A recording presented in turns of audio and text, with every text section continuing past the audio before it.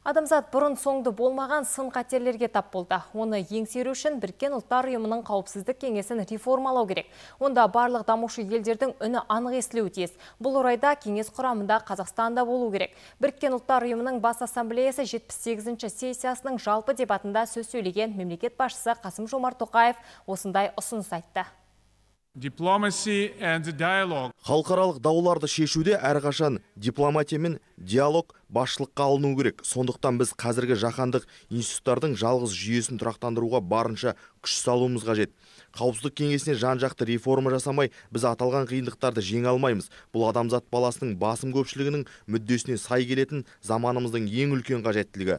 Кеңесте орта державалардың және барлық дамушы елдердің үні күшейетініне, анық естілетініне кәміл сенемін. Байқауымызша, қауіпсіздік кеңесі тығырықтан шыға алмайтын сияқты. Сондықтан бейбітшілік пен қауіпсіздікті сақтауда маңызды рөл атқара алу үшін оның құрамында басқа елдер, соның ішінде Қазақстанда болуы керек.